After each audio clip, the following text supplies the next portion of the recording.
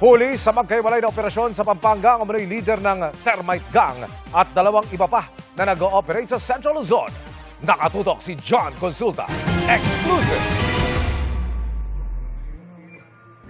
Sa kuha ng CCTV sa loob ng isang convenience store sa Bamban, Tarlac, kita kung paano ito nilooban ng tatlong nakabonet.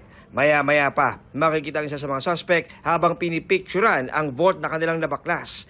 Ilang saglit pa, makikita ang isang suspect habang pasan-pasan na ang vault na tuluyan na niyang nilabas at isinakay sa kanilang getaway vehicle. Nahulikam din ang kanilang pagpuntirya sa tatlong establishmento sa probinsya ng Isabela. Modus nila, tinataon nila ng weekend. They're renting a safe house para sa tutuluyan nila. Pero paalis-alis sila doon. At ang ginagawa nila, umiikot sila palagi, naghahanap sila ng would-be place na i-operate nila para manakawan.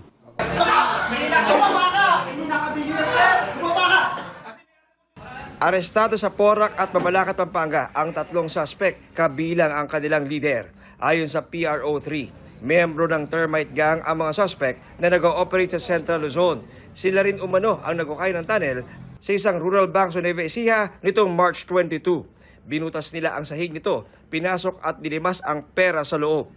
Itong grupo na to ay nagsimula ito yung sa tinatawag nating Termite Gang. Pinapasok nila sa ilalim, nagukay sila sa ilalim. Siguro nahihirapan na sila. According to them, medyo matagal. Ito kasi instant. In less than 20 minutes, nakukuha nila yung gusto nila. Na-recover sa mga suspect ang kanilang getaway vehicle, ang kanilang ginagamit sa paghukay at kanilang magpasok sa mga establishmento at iba't ibang plaka sa kanilang mga getaway vehicle. Isinilbi na rin ng Police Regional Office 3 ang iba pang mga warrant ng suspect na kinibibilangan ng frustrated murder at robbery. John Consulta, Nakatutok, 24 Oras.